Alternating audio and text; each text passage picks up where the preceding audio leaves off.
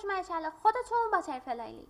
قراره در این ویدیو آموزش نحوه سیو کردن ورد رو در سیستم داشته باشیم. میخوایم یه فایل وردمون رو به نحوه های گوناگون در سیستم سیو کنیم که نه برای چیزهایی که وارد وردمون کردیم، وارد داکیومنتمون کردیم براش مشکلاتی پیش بیاد، نه اتفاق خاصی بیفته. میخوایم روی داکیومنتمون رمز بذاریم.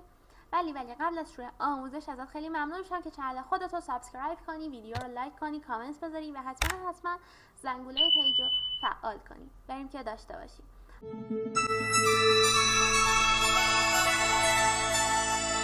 آقا ما تو ویدیو قبلی که این لینکش رو براتون این بالا میذارم و جلسه اول آموزش وردمون بود و الان در جلسه دوم ورد قرار داریم، آموزش دادیم که آقا اصلا ورد چی هست، با صفحه کار ورد آشنا شدیم، از تمپلیت های ورد اومدیم صحبت کردیم، از قسمت پاراگراف فونت اومدیم صحبت کردیم، از قسمت خطکش اومدیم صحبت کردیم که چجوری برای ما حاشیه سازی میکنه. ولی الان در این قسمت میخوایم بیایم فایلمون رو سیو کنیم، جوری سیو کنیم که فایلمون دارای رمز باشه، اتفاقی براش نیفته وقتی میخوایم از این سیستم توی سیستم دیگه رانش کنیم و از این جور موارد. ما همیشه برای سیو کردن اومدن به همون گفتن که آقا بیا اینجا این سیو رو بزن، حالا اینجا بگو کجا میخوای سیو کنی و تمام شد و بره. یا اینکه بیا یه کنترل اس بگی، اینجا میگه که سیو دیس فایل، اینجا بیا اسمش رو انتخاب کن، اینجا هم بیا لوکیشن بهش بده بگو آقا کجا فایل تا سیو بشه. ولی آقا شما وقتی برای اولین بار میخوای یه فایل وردی رو سیو کنی، پاشو بیا تو قسمت فایل، اینجا ما یه قسمت سیو از داریم، سیو از رو بزن، بعد اینجا بگو آقا میخوای کجا سیو بشه. من میگم آقا تو دیس پی سی میخوای سیو بشه تو قسمت دسکتاپ. حالا به چه اسمی؟ به اسم مثلا همین داکیومنت 1، یا مثلا میزنیم این خوب باتر فلای این میگه آخرش هم برای ورد بذاریم. اینجا میگه که ورد داکیومنت ما، میگه اوکی سیوش کن.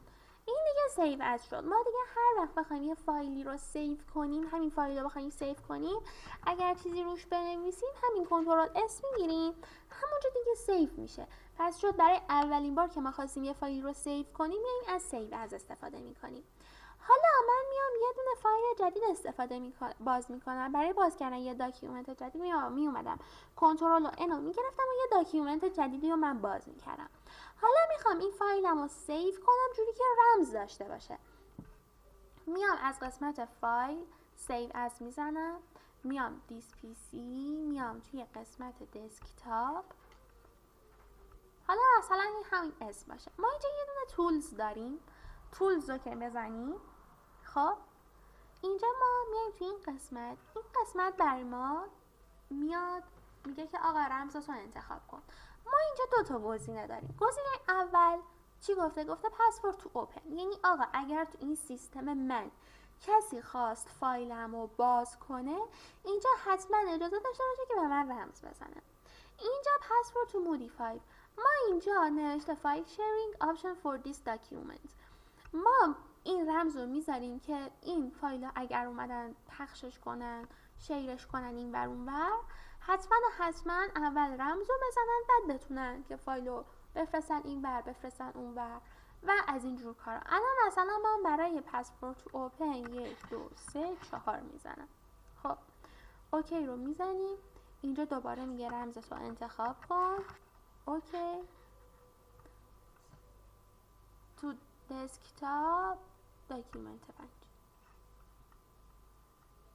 خب و حالا میام تو این داکیومنت 5 که باز کنم، اینجا من میگه که تو باید رمز بزنی، میگم اوکی 1 2 3 4 5. اوکی رو میزنم. اوکی 5 نداشتم تا 4 بیشتر نبود. یه بار دیگه 1 2 3 4. اوکی و فایل من باز میشه. این تا اینجا. ولی گفتم که وقتی که شما میخوای فایل تو یه کاری که رمزی رو روش بذاری که پخش نشه، تو هم قسمت فایل میری سیو از تولز جنرال آپشن و از اونجا میای براش انتخاب میکنی که آقا من نمیخوام فایلم پخش بشه یا اگر کسی میخواد پخشش کنه حتما اون رمزه رو برای ما بزنه. آقا ما میایم یه جایی قرار میگیریم، مثلا توی کافه ای هستیم، حالا اون کافه برای سیستم برقش یه اتفاقی افتاده و ممکنه حالا زود به زود برق بره و حالا لپتاپ ما بستگی به این داره که حالا تو شارژ هست نیست و اصلا با شارژ کار میکنه، با خود آداپتور بعد تو برق بعد باشه کار کنه یا نه.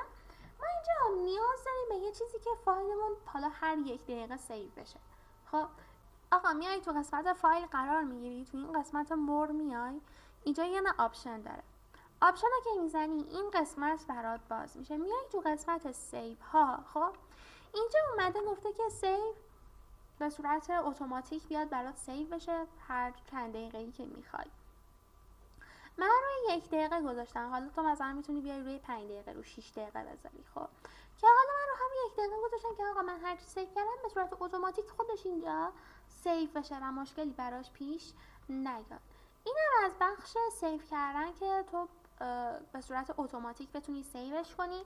پس تا الان ما چیا یاد گرفتیم؟ اینو یاد گرفتیم که به صورتی بذاری سیوش کنیم که رمز داشته باشه موقع باز کردنش، یا بیاین یه دونه رمزی رو بذاریم براش که نتونن پخشش کنن، یه دونه سیو کردن یا اومدیم اعمال کردیم روش که هر 1 دقیقه یا هر چند دقیقه‌ای که میخوایم فایلمون سیو بشه و اتفاقی براش نیفته یا ما مثلا هی وسط کار کنترل اس رو ما نزنیم.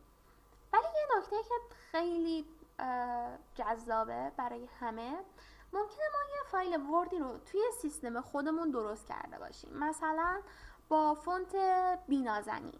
خب من فایلم رو برمیدارم میریزم رو فلش، جیمیل میکنم، حالا با برنامه ها اپلیکیشن ها میام سند میکنم به جایی که میخوام برام پرینت بگیره، یا اصلا نه یه فایل رو درست کردم میخوام برای استادم بفرستم، نمیخوام اون فایل توی سیستم من که درسته تو فایل حالا استاد یا هر شخص تو سیستم یکی دیگه به هم بریزه، فونتش به هم بریزه، اندازش به هم بریزه، رنگش به هم بریزه. این اتفاق برای خیلی افتاده که تو اومده توی ورد یه فایل رو درست کردین، یه طراحی رو زدی، یه شیپی کشیدین، بعد بردی پرینت بگیری، پرینت اون شخصی که اومده پرینت بگیری گفته خانم این فایلت اشتباهه، خراب شده اینجا، برو فایلتو درست کن بعد برای من بیار. یا اصلا یه سری عکس‌ها باز نمیشه توی این ورد توی سیستم اون آقا اون شخص. ما میایم اینجا چیکار میکنیم؟ میایم تو قسمت فایل، میایم تو قسمت دوباره مور آپشن، توی قسمت سیو این گزینه، ما این گزینه رو کلیک میکنیم روش و اوکی رو میزنیم و الان دیگه ما فایلمون رو سیو کنیم بفرستیم برای دیگران یا هر کاری دیگه بکنیم هیچ اتفاقی براش نمیافته و فایلمون به خوبی همونجور که خودمون میخوایم میتونیم فایلمون رو پرینت بگیریم یا حالا تو هر سیستم دیگه ای بازش کنیم. این ویدیو تا اینجا تموم شد، مرسی از نگاهتون و توی ویدیوهای بعدی میخوایم در مورد خود قسمت هوم صحبت کنیم که قسمت هوم چه ویژگی هایی داره و پی ببریم که از هر کدوم از این المان ها، از همین تارگت هایی که به همون داده ما چه کارهایی رو میتونیم تو صفحه وردمون انجام بدیم. به امید دیدار.